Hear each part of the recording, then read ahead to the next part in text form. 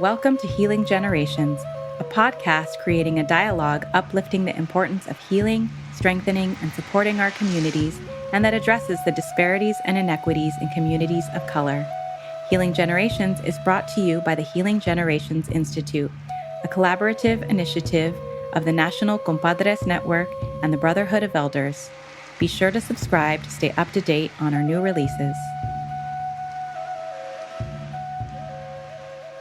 Buenas, this is Francisco Gallardo with the Healing Generations podcast, Yelder edition.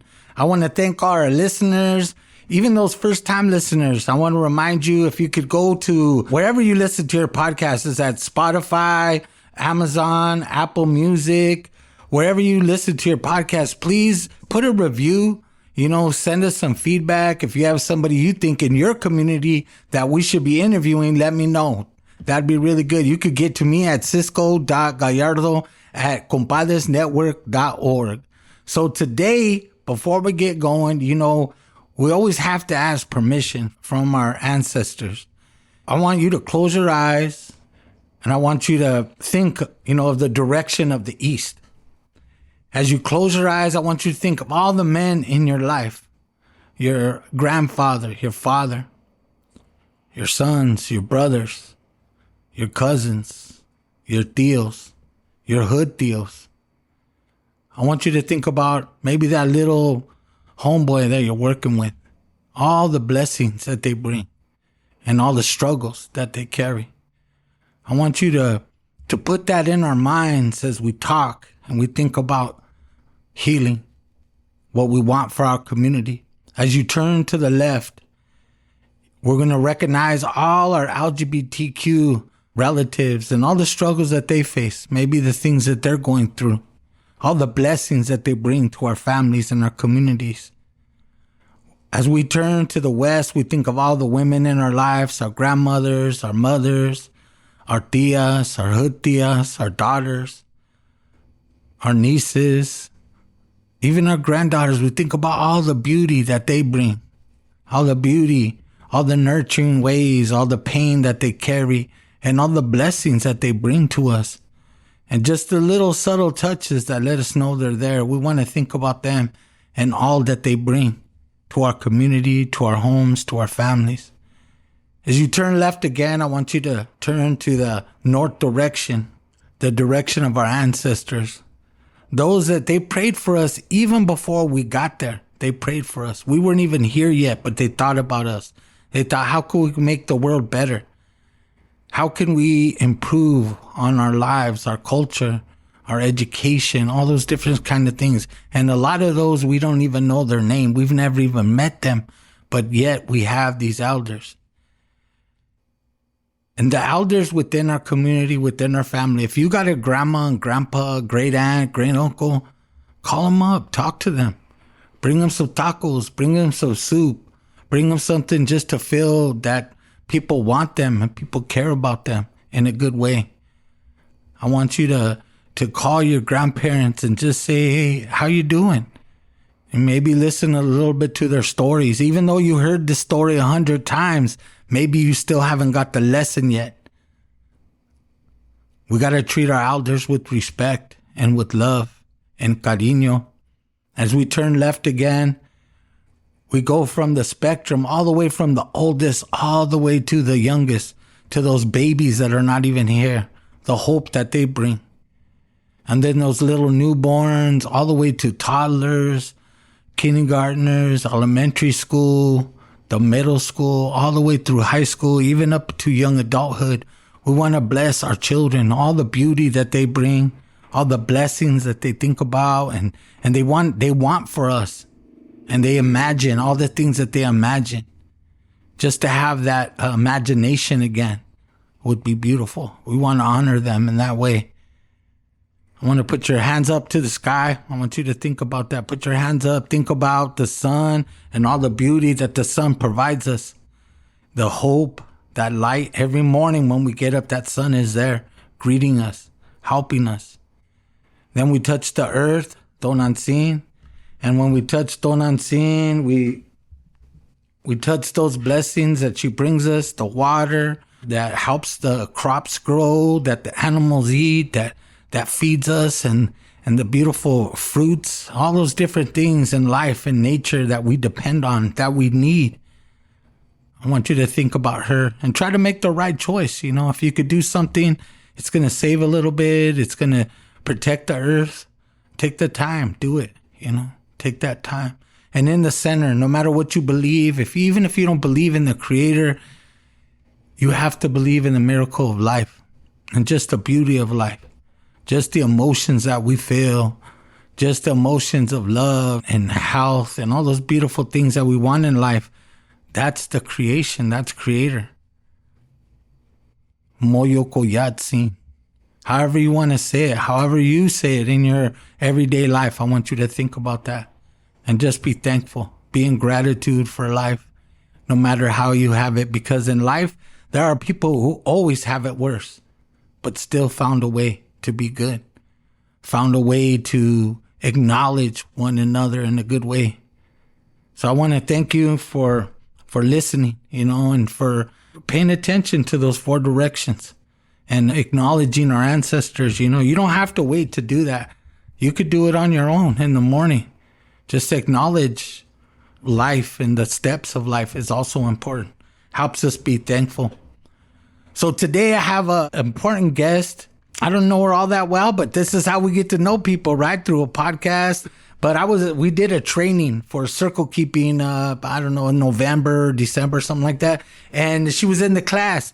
It was a very interesting group, you know, all kinds of different people there, therapists, teachers, case managers, outreach workers, community activists, variety of different people. And what we're there to do is talk about healing, talking about circles. How do we reconnect our relatives in the community? Because a lot of times they're disconnected, sometimes in their family, in their barrio, or they're disconnected from their culture, disconnected from their homeland. They don't live where their roots are, but they've tried to replant themselves or transplant themselves into a different community, and it's important. Without further ado, I'm going to go ahead and give our guest a special chance to introduce herself, what organization you're with, and if you could tell us a little bit about yourself, your family, your background, and maybe your journey up to this point. Hi, everybody. My name is Dámariz Vásquez. You could call me Dama. We're in community. That's how most of my close friends know me as Dama. I'm currently working with the East Los Angeles Women's Center as the Restorative Justice Coordinator. But I also do a lot of other community work in other organizations, such as Dignity Empower Now, Cat 911. I'm also part and co-creative with Planted Creative Collective, which is a group of 3 chingonas, right, doing the work in the community that I'm very proud of. And so that's a little bit about me and the work I do.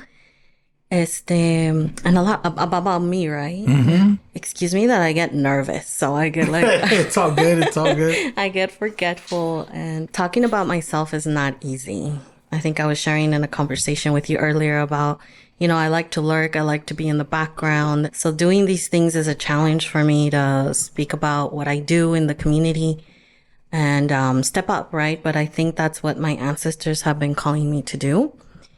And so a little bit about me, I came to this country as an undocumented child. That's where my journey began. My lineage, you know, my great grandmother is de Oaxaca. My mother and my grandmother were born in Chiapas. I was born in Mexico, in La Ciudad. And, you know, we immigrated here to the United States. So that in itself can tell you a lot about the journey of a child, being separated from everything she knew, and then coming into this unknown land with so many rules and so much hiding, so much security concerns. So I had to grow up quick. And I was also exposed to multiple systems of violence. And I think I didn't know at the time what that meant, right? I didn't know what it meant to be undocumented, but I could feel it. I didn't know what it felt like to not know the language, right? And that ties into the work I do now, as the East Los Angeles Women's Center has been it's bilingual. And when I wanted to volunteer there before I got hired, I volunteered there. That was important to me. Like, I need to be where we give access, where the language is spoken, because I think for me growing up, it was a lot of fear and we didn't know where to go to because of the language. And so that impacted me in my childhood, navigating systems. I was also the oldest, so I had to be the translator and everything for my parents. I hear many stories of the oldest daughter and the woes of being the oldest daughter. So not a unique story, right? A lot of us carry that, legacy of la hija mayor. That's where I learned how to be a lawyer, how to document, everything. Growing up, moving from neighborhood to neighborhood also due to the violence, right? Started in Koreatown, moved around a lot of places, a lot of things, the social unrest going on at the time. We had to keep moving. A few friends of mine got killed at a very young age. I witnessed a lot of death. And so that also impacted me. And I also, endured a lot of violence myself. Domestic violence was a big part of that, big part of my life and what has led me here. I'm also a survivor, right, of multiple violences in my life. And that's not something I often talk about because the journey to acknowledging you're a survivor was long and hard. And it also made me feel like I don't want to be labeled as a survivor. Right? But also now finding the power in speaking that and saying that, I survived this, but I'm a warrior, right? I broke a lot of cycles through that journey. A lot of my teens, there's a lot of trauma, there's a lot of gaps in my memory, but I also remember always wanting to be there for youth. So my path started with wanting to work with youth and being the person that I wanted to be there for me when I was going through a lot. In high school, I started for my senior project. I wanted to do youth leadership, and they stick me with the cops. They're like, yeah, you have great ideas. You could do it, but you're going to be paired with the sheriff's team. And, I was like, oh. And at the time, I didn't have the language. I didn't know how to advocate for myself to be like, can I do that with somebody else? Right? You're like, no, excuse me. Yeah, like, ma'am. And so I started doing that. I started organizing. I would organize and advocate for my students in my class who were getting, I got a math teacher fired because she was... I went all organizer mode. I got petitions. The language she was using, she was trying to fail me on purpose because she was just, there was a lot of isms going on. So that's what literally led me to realize that I had a strong voice. But at the time when I was younger, it was like that fire, the fire you don't tame, right? And so a lot of my journey in healing has been that how to use and respect the fire within and how to use it in a healing manner. So I connect to the fire a lot. Some of my maestras, I go to the Silmar Hummingbird Lodge and learning from Raquel Salinas, one of the maestras, to fire keep. Trini Rodriguez and Shonda Buchanan being maestras there. And that's where I learned a lot about how to yield the fire within me and use all the other elements in my journey. But when I was youth, I didn't know that. Nobody was there to help me. And growing in that, I also identified as a queer woman and navigating those systems that I didn't know to put the language to. Education was everything for me, but the systems of education were not there for me. So it took me a long time even just to get my degree. And I majored in women, gender, and sexuality studies. And prior to that, I did drug studies. I did counseling, human services. Because I always wanted to know, how can I help my community? How can I help the youth? But in that, I learned a lot about the systemic oppression, right? The PIC. And so I started doing a lot of soul searching within that. and started doing a lot of organizing and volunteering with abolitionist groups. And so I think that's what informed more of my politic, and at the same time going to school, having amazing professors, right? I have a profesora, Doctora Stacy Macias and Dr. Abraham Wheel, who were feeding me so much. And I was like, okay, what am I doing with my life? What am I going to do? But I'm also healing, right? So I get lost in my own story because there's so much. In healing my femininity, I realized I also wanted to advocate for the women in my lineage, which is how I ended up volunteering at the East LA Women's Center. I got tired of all these pseudo activists. I wouldn't join organizations because I was afraid that they didn't have their core values aligned with the community. And a lot of organizations would just disband, and I was just disheartened. And I remember taking a couple of friends to one of the marches, and I saw them as, I had a really hard conversation with them that day, and I realized that they were in it just for the gram, but they were not really in it because it was close to them. And, you know, I'm no longer friends with them. I've always been like a really good bridge cutter. Yes. You know, in my immaturity. And I was like, I had a conversation, and one of them said, yeah, I would love to do this, but, you know, then I wouldn't have a life, like get married and have kids and do all these things, because all that revolutionary stuff would like take up my life. And I was like, that's not the kind of person I want to be aligned with. Yes. And I got so mad, and, you know, I kept going, and you get to a point in your life where you're not young enough to be in the front lines, but you still want to be there, even though with the desmadre. But I realized that I was also not able to do that anymore. It wasn't within my capacity and my growth. And I decided to be an advocate for domestic violence and sexual assault survivors. So I signed up with the East LA Women's Center, and I was really intentional. Because I was like, there in East LA, I went to Garfield High School. You know, I was a magnet school kid because I couldn't go to the schools in my neighborhood.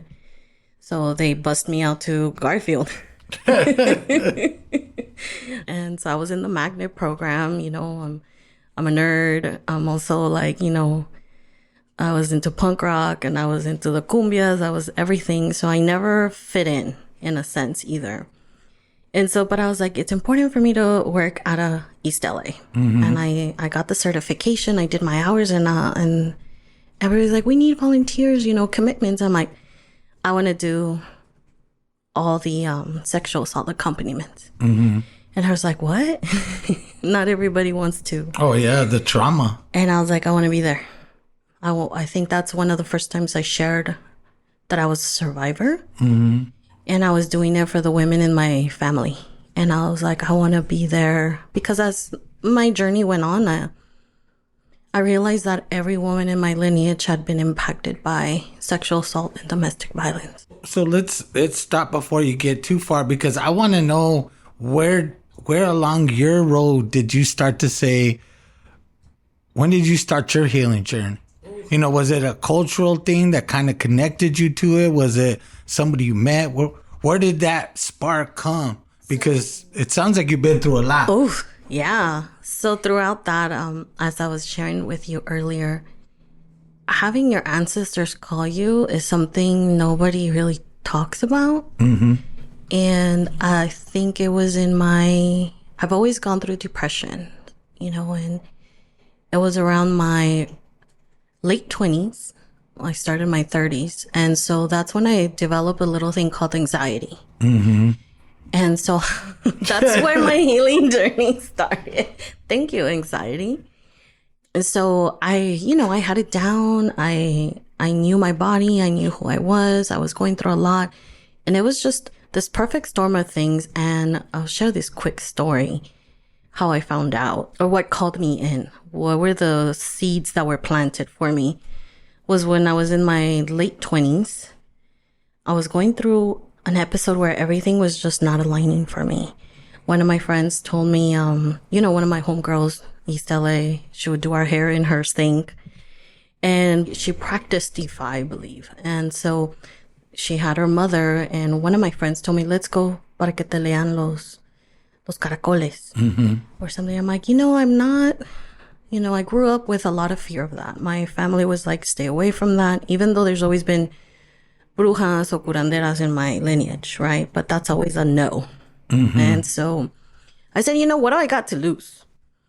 I'm tired of this. I don't know what's going on in my life. I couldn't get a job. I couldn't, relationships were a no. My friendships were. Did you try other things and it just didn't quite fit? Or I was not ready for therapy again. I had gone through too many therapists that did not align with me. And so it was causing me more harm than good. And so she told me, about my spiritual window, and like your ancestors are trying to call you, but you're not listening because, you've been depressed and you're closing yourself off. And she told me, you call death a lot. I have a close relationship with that. She's like, you call her a lot. And they're telling you that if you call it one more time, you should be ready because that's when the death will come. And that I left, I was like, what's going on? She told me a lot of other things that later happened. And I was like, what? And I had a soul search. And I was like, I need to go and start meditating because I didn't know how to listen to myself anymore. I think the world felt garbled. I thought about therapy again. I thought about counseling. I thought about somewhere to reach out, and I couldn't. And I'm like, I need something else. I don't want to be medicated either because I feel like in this world they run to medication. So I started going with our maestra Stella Cruz in Uptown Whittier and started doing the meditation because I was like, I can't do it by myself. Right. And I started going to women's circles at the Eastside Cafe. And my prayer was, I'm open, and put the maestros in front of me that are going to lead me. I'm ready. And I was just surrendering, really, because I felt like I was going to die again.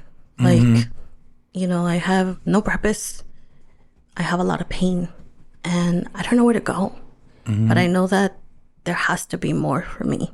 And I didn't know how to speak out or ask for help. And so I didn't have places where I felt safe either, right? I grew up with, you have to, the women in my family are like, you're the strong one, you got to do everything, and you don't tell anybody, and you keep it to yourself. But the men can be emotional and vulnerable and ask for help. And so there's a lot of shame tied into me wanting to get help. But when I started going to circles and listening, just listening in the beginning, it helped me open up. And I realized the power of sharing. I realized that you could do that in a place where it was safe. And so that's where I got introduced to the maestras. There was an elder circle, and they wanted to honor the elders. They came in and they talked about the sweat lodge, and they invited, and they're like, let us know, we could connect. And that's really where it happened. That's where I got deeper into my journey. And before that, I started connecting through Yelders, right? So I told you I started doing the sexual assault accompaniments, and I needed something to ground me and connect me. And I've always been connected to oils and candles. And so I started going through hood herbalism, with Maestra Berenice Dimas. And that's where really, that's the weaving of how I ended up here. Because I started connecting to plants and what did that culturally mean to me? And how did we use that as healing? How does tecitos help you? How to making your own oils, your own cremas, how to, cooking, how to give you your limpias to yourself. And it was like me rediscovering where I came from.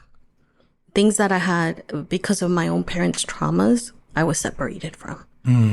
Things that I was separated from coming to this country. And, it was not something we talked about, because back in the day, I never saw anybody.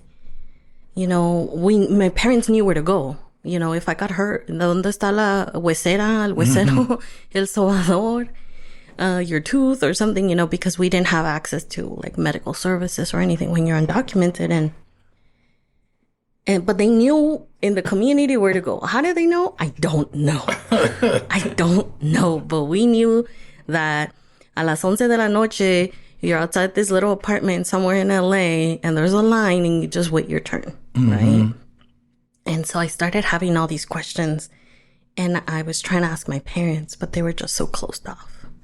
You know, there was a lot of fear. Now, you know, knowing why, you know, basically like the indigeneity that, you know, those narratives that you have to be ashamed and you have to hide it. Were you honest with your parents about your journey then, or were you just kind of introducing a few things here and there to them? I would try, and my mom's like, eso es brujería. Eso es el diablo. You know, my dad went ultra Christian, and then my mom would waver here and there with things, but she would always like shut it down. I think it's until recently my dad was going through some things, and you know, I went there with my partner because we were going through some difficult family issues, and we always carry medicine, and we're like, it was something heavy we had all talked about, and we brought out and started burning copal, and they're like, is it cool? And he's like, yeah. Can you? And my dad when he gets nervous, he starts joking. And so I didn't know. I'm like, well, he said, yeah, let's do it. He's like, sí, lléveselo a toda la casa, take it all over in all the rooms, because we got a lot of bad energy. Like, and so I was like, oh. He said, yeah, okay. You know, my partner, I'm like, I can't carry this right now. And my partner helped me do that. And they started feeling it. And they started like, what is that smell? We're connecting. And my brother, you know, my younger brother, started talking differently and connecting. And they're like, wow, you know, and I'm like, yeah, this is part of the practices, you know, that I do. And this is part of our lineage. And this is something we've been disconnected.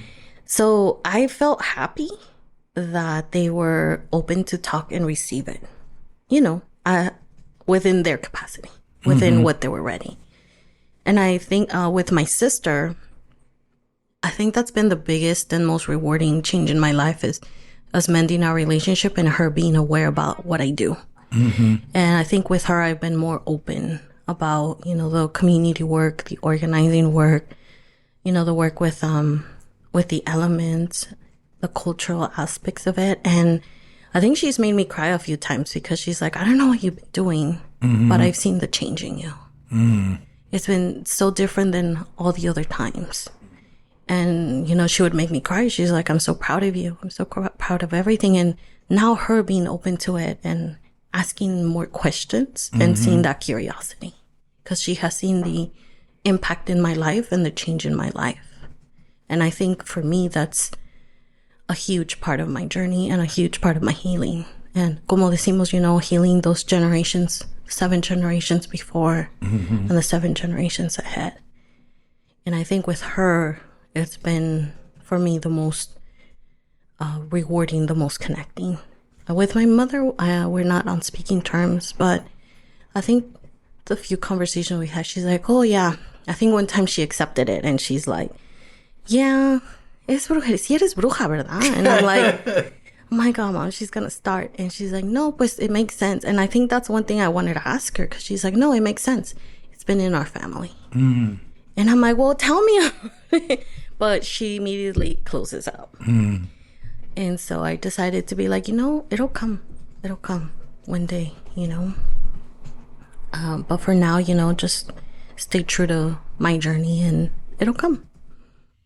Yeah, I think because my mom's from Mexico, and she, you know, because she was so Catholic, and I was doing these other things, at first she was like, oh, he's exploring probably. I don't know. She never told me not to do it, but because she knew I always felt the love towards the native ways versus Christianity. I couldn't. My dad was always told me, you know, that not only are we mestizos, but, you know, your grandma, this is where she comes from, all these types of things. So it made me real proud. And for me, it was a point of discovery, right? Like, I'm trying to get out of all these problems, differences, and healing was a necessary thing. I didn't know what it was really, but I knew I needed it. I didn't have the verbiage like you talked about. I know I needed it. And a lot of times in the hood, I feel a lot of a lot of homies, like, you know, they kind of look down on people who are going to church and all that. So, oh, these fools they're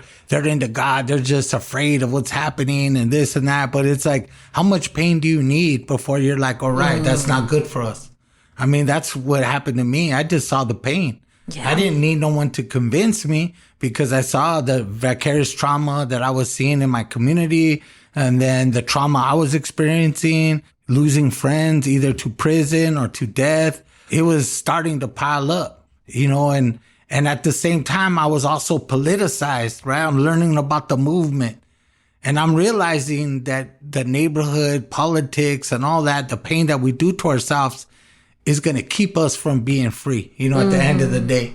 And I think that in a lot of ways helped me justify it. Like, people didn't trip on me very much. But for you, out of that journey, when you first started going, what was the one where you started to own it and participate in it? Because when I first went, it took a trip to Mexico really to connect me. You know, I go to Mexico and I'm there for peace and dignity, even though I've been going for many years prior to this. But I'm here in this place in Michoacan called Yoricostio. We're there. You know, all these people are there from different areas, and we have these beautiful ceremonies. And I'm like, yeah, this is the one. This is where I need to be. Like, I just saw it from a little boy all the way up to this old man who was, you know, talking to us about medicine and just educating us. And it just all made sense to me. Like, yeah, this is where I belong, because I wasn't sure at first, you know. I liked it. I knew it was something I cared about, even from a very young age. But it's just like anything, you know, you have to try it on first, you know, kind of live with it for a while. And does it really speak to me? But what was that moment where you just knew? Was it a particular ceremony, or was it just a feeling you got at home? Like, when did you start doing stuff on your own? Because I think that to me is a pivotal point where I even set up a little ofrenda. Like, pretty soon I knew I had my own little medicines, and the next, you know, I'm like, oh, okay, this is all good now, you know. It took me a while to feel confident with it, even though a lot of men probably wouldn't admit to that, but I'll admit to it. It was tough at first. I know I needed it, but I wasn't sure. Like, I didn't want to be a poser, you know, at the same time. I wanted to be authentic, you know. And it took me a minute to get there. Was there a moment like that for you? Yes. Yeah. I don't think I've been asked that, but yes. Kind of like you know, like that pulsar, that whole imposter thing, it screws with me a lot, right? And so doing all these things, I was like, oh yeah, you know, but this is part of it. This is part of it, you know, having your altar, burning medicine. But the image that comes to my mind when I knew, like, oh, this is where I belong. This is what I need to do. It was in Mexico on a ceremony. One of my friends, Cristina Serna, or Doctora Cristina Serna, she does these journeys where we connect to the land and sacred sites in Mexico. So we were in a little town near San Miguel de Allende. We were going to go into a lodge. And this lodge was so magical because I will never forget, and I could still picture myself in there and like trying to get these deer antlers to put in the rocks because the maestra was telling me. And there's thunder, there's lightning, there's a whole storm outside. And we're like, you know, and I was like, I can't do this. You know, like, I don't have the strength and I can't get up because, you know, as you know, different maestras have different, I wouldn't say guidelines or protocols for being in the lodge. And at that point, a lot of maestras would tell me you can't stand up in the lodge, right? And so I had this big, heavy grandfather or grandmother stone, and I was with the antlers. She's like, okay, put it in. I was like looking outside like, oh my God, ¿qué está pasando? And like, I got overwhelmed with all these feelings. I'm like, I'm really here. I'm really doing this. And I'm like, I can't do it. And she's like, ¿cómo de que no puedes? Párate y échalo. I'm like, but I was like, but I've been taught not to. Yeah. And she's like, what are you going to do? You got to be flexible with the medicine. Yes. If you need to stand up and get the leverage to do it, you do it. And then she gave me a whole lección, you know, and I could see myself in that moment as somebody else watching myself go through that. And I was like, I'm really in Mexico doing this out in these storms and like going through that and learning and the lessons. And I'm like, and this is where I want to be. And this is why I'm doing it. And I think at that point, everything came to me like, this is what you're down to do. Like, you're traveling for ceremony now. Like, I would have never imagined. I'm like, yeah, I'm planning my trips and my schedule around ceremony. And that's when I'm like, okay, I'm down. This is my path. This is what I got to keep doing and keep learning. And I love to learn, right? I love to get these teachings and these regaños from the maestras, because I feel sometimes we get rigid. And a lot of the Western aspect is that rigidity. And here it's like, you got to flow. You got to move with the elements. Todo lo que está pasando, and you embrace it.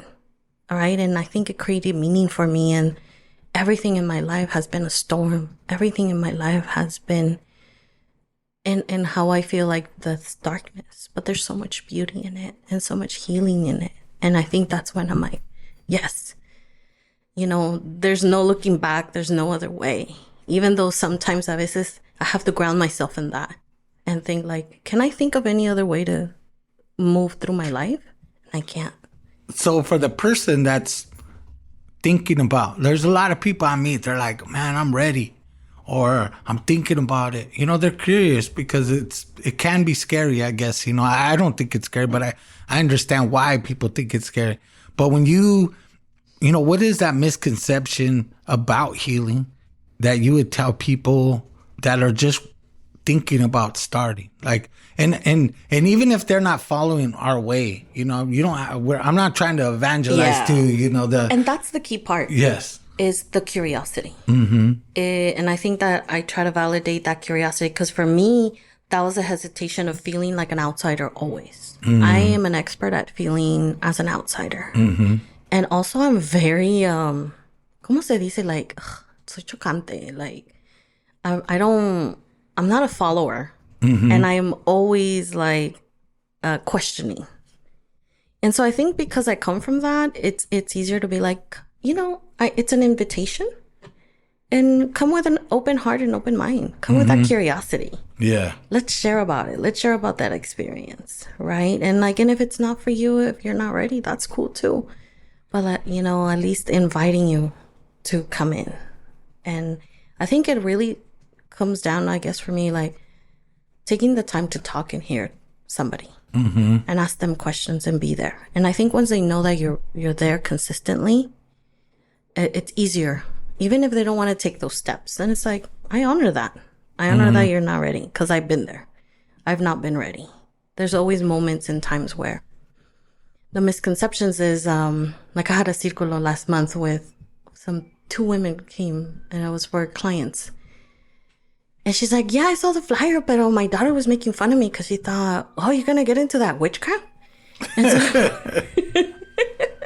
And so I love addressing that. And I'm like, yes, let's find empowerment in that. You know, I think a lot of us, it's always like, oh, bruja this, bruja that. But like, think of all the power in it.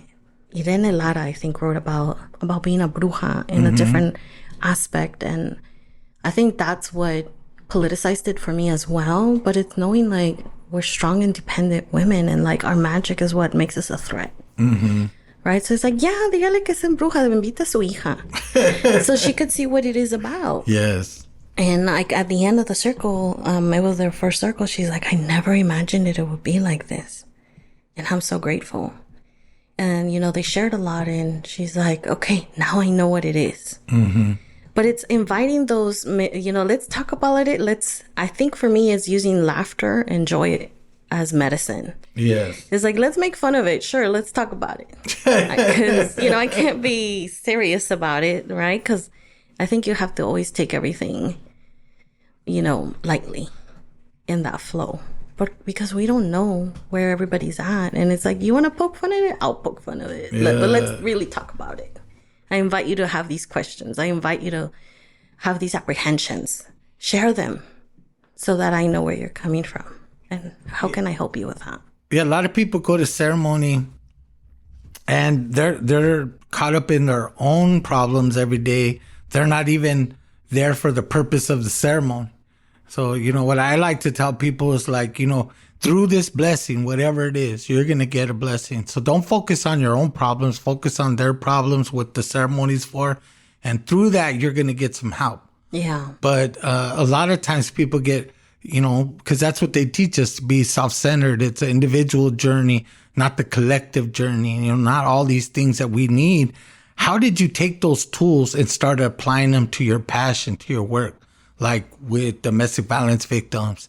Because a lot of times they're in very low places. So they feel tremendously disrespected. They don't have that dignity that's imperative, to the healing. Yeah. They don't, what we call cara, when we talk about cara, it's that dignity and respect. They don't feel that.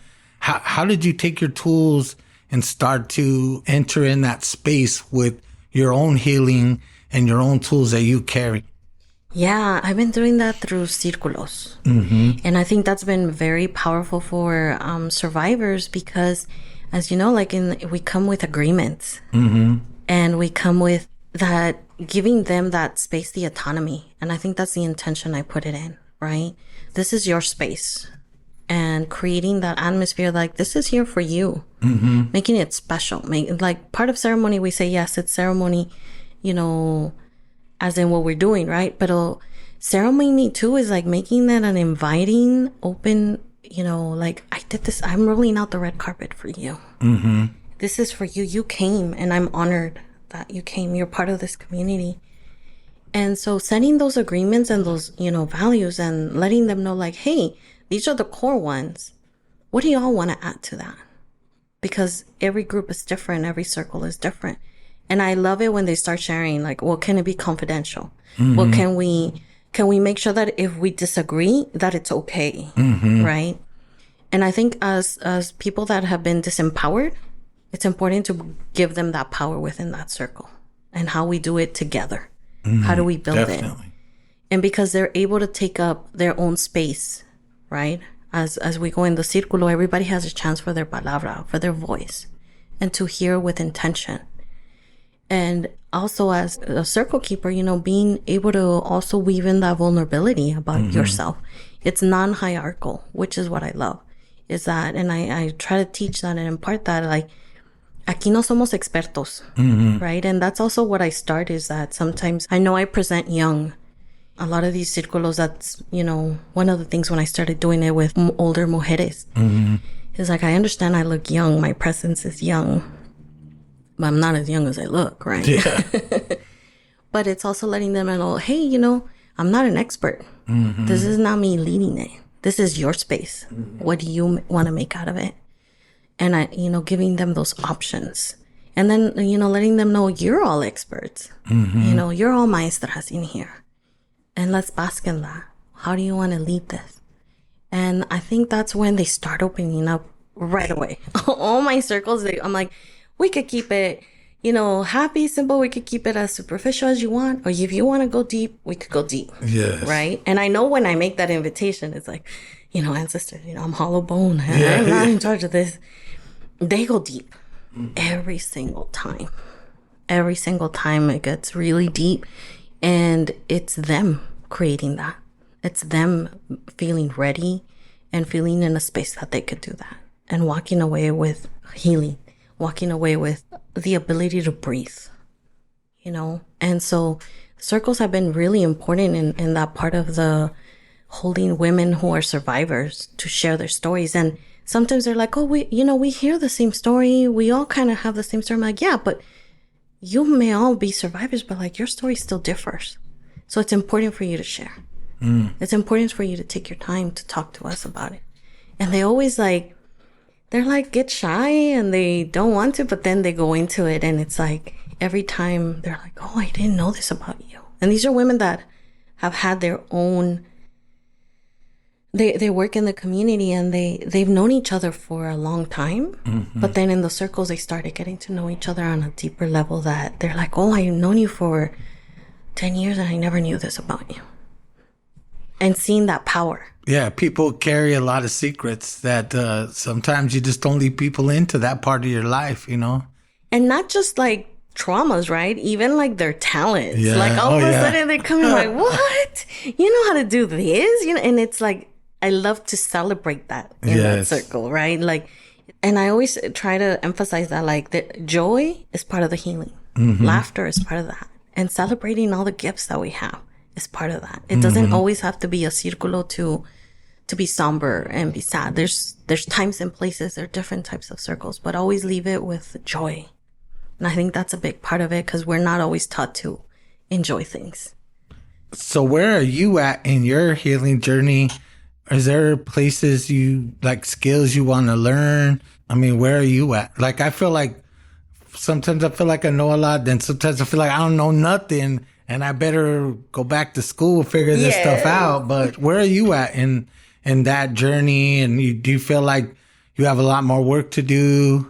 I think this journey never ends. I think we always have to learn and pick up new skills. And I think I'm moving into a different phase, right? And I feel like I align my life with the elements, right? I've been doing like firekeeping, but now it's like I've been learning the elements I've been resisting with, which is like el aire, right? Los aires, the wind, and what that teaches me.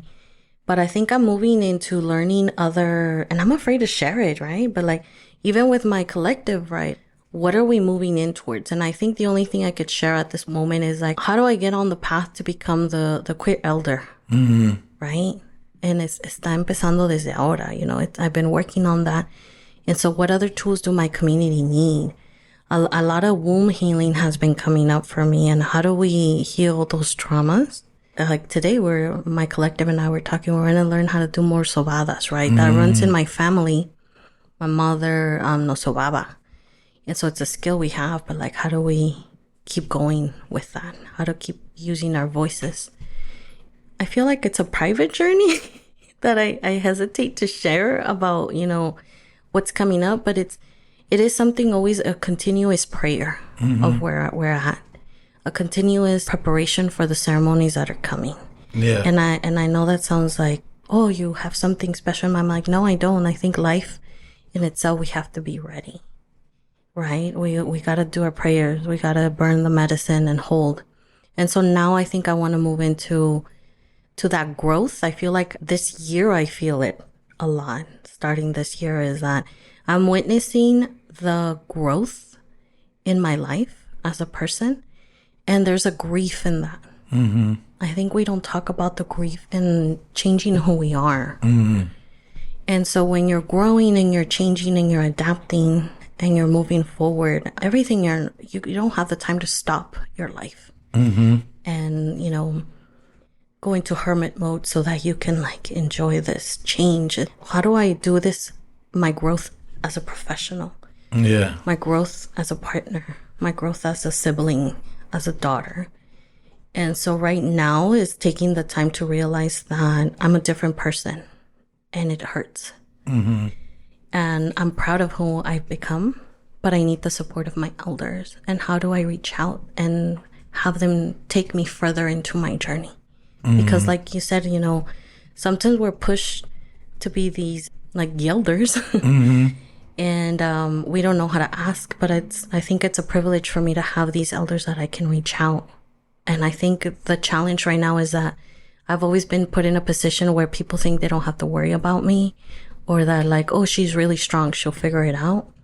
And it's being in a position now of saying, yes, I'm all that, but I do need help and support. Oh, yeah.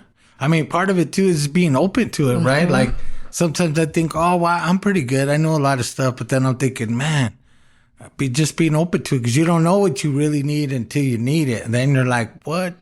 And I feel like there's a lot of people within our position, this Yelder range, right? We're not quite elders yet, but we're not youngsters either. You know what I mean? To them, we're old. They look at my beard and think, man, this dude's old, but I feel young, right? I feel young, even though my slang's different, you know, things that I do is a little different than them, but I still see this potential. Like, I still feel I need my elders. Like, I know a little bit, but I don't know enough to do this on my own. I don't feel I need them. I need them there in my corner, even if I know they won't be there forever. And it's, eventually they told us since I was very young, you better pay attention because one day you're going to be sitting here and next thing you know, we're here. Yeah. Before we know it, it's time, And that's so the fear. Yes. One of my, I share an elder, Miguel Rivera, recently had a little health issue, and they were like, we have to step up,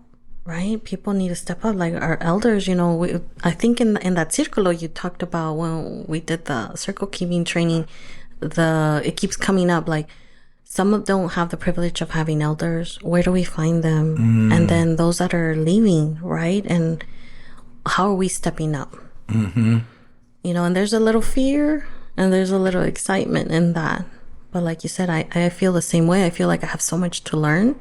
I feel like I have so much to give, but I need that guidance. And so I want to take advantage of the fact that I do have elders and that I need to stop being, shy about it and be like, hey, I need support. I want to keep doing this for community. And how can I do it? How can I have that capacity? Because I think that's a challenge. That's why we get burned out, right? Like, where's our capacity at? How do we heal ourselves to continue doing this work? So that young person, the young Yelder, right, coming in their 30s, coming about, what would you tell them? They, a lot of time people go, especially in college, right? They're going to go to school for something they need, right? Like somebody was helped by, like my wife, she was helped by a social worker, so she becomes a social worker, right? I know kids who got helped by a teacher, so therefore they become a teacher, right? So you have somebody out there, and a lot of people go to college to get therapy by taking the classes. I've been in a lot of classes where I'm like, whoa, yeah. I don't know if this was the right place to disclose all that, but hey, you did it. So what would you say them? That young woman who's been through a lot of trauma, who wants to help people, because I worry about people in our line of work.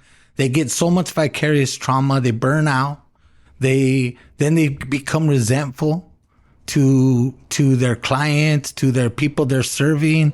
And I don't, to me, that's the worst. I don't want to see that. I want to see them thriving, because, and a lot of times people want to do for people, but not with people. And that's that healing work. What would you tell that young lady or young man that's thinking about the work? I see these young people at the East LA Women's Center too, both men and women. And I think, they're doing this work, but, how do they stay alert, happy, vibrant? Because that vicarious trauma gets you. I mean, you don't know when it's going to hit you, but I've been where I've lost kids and I'm thinking, oh, I've done this 100 times. I'll go to the funeral, won't bother me. I go and I'm a mess. I'm in my car, a mess. I'm trying to leave. I'm a mess. I'm like, okay, I'm a mess right now, but they need me to. I have to kind of figure out how to balance it, which is not always perfect, but we got to do what we got to do. But what would you tell that young person? What grounds you? What grounds you in this? What is your joy in this? When you look back, dig deep. I usually try to ask them, what makes you laugh? What makes you happy? But like, what grounds you is really important, because it has to tap into, I usually go around asking people like, where do you feel it? They're like, what do you mean? When you're stressed out, where do you feel it? They're like, I don't know. Well, think about it. Journal about it or talk to your body. And then how do you ground, right? Like, I think I asked that a lot of people, like, and I think I offer it because I know that a lot of these young folks don't know how to, we're not taught to get in touch with our body, which is part of like when I make remedios and medicine and the teas and the oils, it's like bath salts. And it's like, where do you feel it in your body? And I'm like, I know when I'm stressed out about this, I feel it in my chest. I know when I'm stressed out about work, I feel it in my shoulders. I know when I'm stressed out about something more traumatic, I feel it in my lower back, right? And they're like, oh, yeah, I do. I realize I feel it when I'm like, and what are you doing? So it's starting those conversations with that. But I think I always ask them, so what do you do to ground? What's your ritual for yourself? Only for yourself. And they're like, I don't think I have one. Or, well, I drink coffee every morning. Okay, start with that. If it's making your own little cafecito in the morning, being by yourself, hey, be grateful, take that time. So whatever is relevant to them, it's always asking them, but it's always with what grounds you. Mm-hmm. Because if you don't start getting to know your body, if you don't start knowing your reactions, then when you get overwhelmed, you're there. Mm-hmm. There's no identifiers to tell you like, hey, I'm not sleeping well. Hey, I'm shaking now and I'm drinking 4 cups of coffee instead of 2. You know, everybody gets impacted differently with our diet, with the lack of movement, with too much listening. Like you said, the vicarious trauma. How do you let that go? And so that's what I would ask. It all comes down to what grounds you. Absolutely. I mean, what grounding yourself to away, to your family, to your circle, to all those things that are important. Mm-hmm. I think there's a lot of, in the work, there's a lot of people who say, well, I just, put it in a little box and I keep it over there. And I don't only open it up when I need to. Mm-hmm. It's like, I don't know, I live all around that box sometimes and you don't know when that box is going to open. So having those, whatever your medicine you need to ground yourself is very important. So back to your work that you're doing right now currently, how are you using all the little things you know to help? Maybe share a little bit about what you're doing and how you tie it into, you see yourself doing it, or what are some of the things that, that you really want to see? I think a little bit about my work. I think for me, it's been a labor of love and that challenge. Right now, everybody is like, what's the restorative justice coordinator? Mm-hmm. And so it irks me about the restorative justice, right? And how we use it. But I understand it's, that's the grant. That's what we're calling it. But it is about healing. And so how are we creating these alternatives? And it's tying it to the work that's already being done for such a long time at the center. And as I was sharing with you earlier, is like, the women already do this work. Mm-hmm. It's connecting that. But right now is holding those circles for like right now the couples, right? That's our goal, is to have círculos with couples about communicating, about validating, about being heard, using their voices, and also making amends, having accountability. Mm-hmm. That's the goal, right? Humanizing everybody. That's the work we're building to give couples, give individuals, give parents, family members in the community an alternative to the systems that are in place, right? So instead of like, hey, let's fight for custody, like, you're interested in your child. How can we help to have these conversations? Because in any relationship, there's disagreements. Mm-hmm. But we're not taught how to have healthy relationships, much less to have healthy conversations. Yeah, there's the idea, is the conflict more important than relationship? Mm-hmm. Sometimes, 9 times out of 10, the relationship is 10 times more important than the conflict. Yeah. And that's where you got to just say, it's not worth being right. Because if right means I lose this relationship, within boundaries and things like that. But I see a lot of people, get stuck, and in their heart, they just want to hear something that the people are not mind readers. Mm-hmm. And a lot of times in reconciliation, there's that pain that they hold on to. It's like, no, you haven't acknowledged me being a victim. Yeah, it's a tough work, man. I appreciate the work that you guys are doing, because it is tough to do it in community, in relationships, but it's super tough to do it in these intimate relationships, even between, because intimacy doesn't mean just romantically. Mm-hmm. It means mom and dad, brothers and sisters and in-laws. And domestic violence happens in many forms. And impacts everybody. Yes. Oh, yeah. And that's the part of the work that we're acknowledging that, right? The acknowledgement of how it impacts the whole family, and inviting them to bring in their support system, and also acknowledge the impact it has had on children, their own children, the youth, the little ones,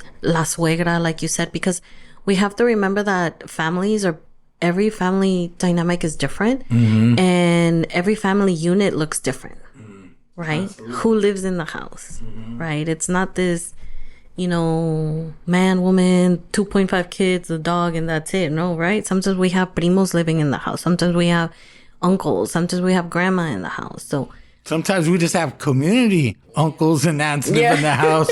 And you find out later, what, they ain't my uncle, they're not my tia, what happened, are the vecinos? You just never know. Yeah.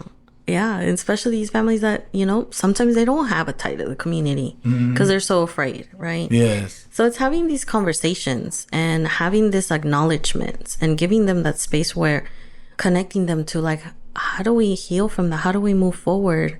Acknowledging that there's been other trauma that they've witnessed that they're carrying on into their own relationships. So allowing them the space and time to speak, but also allow them to figure out how they want to transform their relationship moving forward. And like when I say relationships, like you said, it's not just romantic relationships, but all kinds of relationships. And I think that's the beauty of the work we do with Círculos and healing, right? It extends over that, but focuses on the collective, focuses on the community. So if we can change that, we can change everything, right? And it's something that the community has been asking for, something that the community wants. So it's exciting to be part of that and know that it can be done. And knowing that it's worked outside agencies, right? In our own communities, that's how we handle things. And so that's what gives me joy. That's incredible. I mean, that type of work it always, because a lot of the youth that I've helped over the years, their first violence they ever witnessed was domestic violence. Long before they saw it in the hood, they saw it at home. And you start to develop this opinion. If I want to change something, I have to do it in a violent way, or I have to do it by control, manipulation, all those types of things. And for a lot of young men, you're seen as weak if you don't. Yes. And it's hard, even within the family, and even for some women too, depending on how they grew up and who they had brothers or not. There's a lot of influences there, but it's very important work. Can you share again the organization? It's the East Los Angeles Women's Center. All right. So we'll put the website in the show notes so people know about it. They can find about it. Is there anything else you want to plug? Yeah, my collective, Planted Creative Collective. I know we have a website, but you can find us on Instagram at Planted CC, as in, let's see, I don't know how to say it, like Coca-Cola. Yeah. Just shouting out to Doctora Maritza Lozano, who's part of my collective, and Jeanette Vásquez, who's also part of my collective. And, check us out.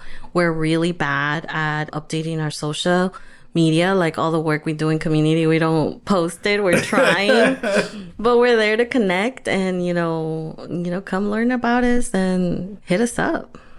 Well, I want to thank you for this intriguing conversation. And most of all, I feel like we're kind of leaving it a little unfinished, but that's all right, because that means we could have another part 2 down the road, because this is so much. It's a lot, yeah. And I also, want to share with the community.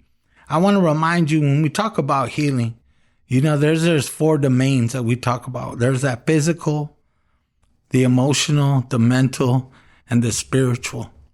And if you're truly going to do healing work, you have to think about all those domains. You have to think about your body. How do you relax yourself? When you're having a hard time sleeping, when you're struggling at work to pay attention, to focus, things like that. And then emotionally, you just feel tired, like everything's draining you. Even your mental state, that whole thing. There's so many things, but spiritual to me is the root. If you don't find a way to start to heal your spirit, and I don't mean religion. That's not what I'm talking about. I'm talking about spirit. Like, it could be a song. It could be your best friend's laugh. It could be something that fills you up. You need that externally, but you also need that internally too. You have to find a way to bless yourself. However, like for me, it's song. I like to sing, or I'll burn some seed or something. Just the smile kind of helps me. And I just try to reset myself, But I want to encourage each one of you. If you're doing something, whatever you do, maybe it's drawing, maybe it's working on your car. I don't know. It could be, for some, it could be just building connections, whatever it is. I'm just asking you to share it. Share it with your relatives. Talk to them about it, because we have to normalize healing, because trauma is normalized. I hate to say it in the hood. Trauma is normalized. And if we don't normalize healing, we're constantly chasing this elusive thing called healing. Mm-hmm. And I feel like we all need that, and I want you to remember again, that hummingbird, the messenger within our people. And that message is we got to take care of ourselves. We have to. It's imperative for the 7 generations, all those things. And I want to remind you again, if you listen to this podcast, share it, let us know if there's anything that, you think that we should cover when it comes to healing within our community. Share it with us. I feel like there's a lot of people out there who struggle, and they're ready to do the work, but something's holding them back. So that means I'm going to give you a chance to say one last word, whatever you want to share, and we'll leave it with you. It's a lot of pressure. One word to leave with me. Let curiosity lead you. Think about that. Like, I think curiosity taps into the inner child. Mm-hmm. And I think a lot of the work, as for myself too, is like my inner child. But what makes you when you lead and you go with curiosity, you're open to the possibilities. Mm. And I think that's what gives us that freedom. I think when we get stuck in things, you get so focused and blinded. But when you tap into curiosity, it's endless. And I think for me, just saying that makes me laugh, because it's like, like a little kid, right? You're curious about everything. You're going to poke and prod and ask. And when you talk, right now about healing, like just start anywhere. What makes you feel good? What, it's like that. Like, you're curious. I want to learn a new song. I want to dance. I want to move, and when you do that, I think it eliminates a lot of apprehension. Mm-hmm. And you're free. At least for me, that's what curiosity elicits, is that freedom, a little bit of like that mischievousness, and that allows you to ask questions, right? If I'm curious, like I'm that person, like I get so curious, I will ask you like, hey, so I noticed this about you, like, can you share about that, And I think that's also what eliminated from me the barriers of like asking for help and asking for like being on this road, on this journey. My curiosity wins over everything. I know you said one word, but curiosity. That's it. So I want you to stay curious. Please think about healing in a good way. And if you have that healing message you want to share, again, let us know. I want to thank you again tremendously. I know we'll catch up again at some point. I'm going to say it to everyone, palabra, keep that focus. I know things are hard, but it'll always get better. For more information about Healing Generations and the Healing Generations Institute, visit nationalcompadresnetwork.org and be sure to subscribe to stay up to date with our new releases.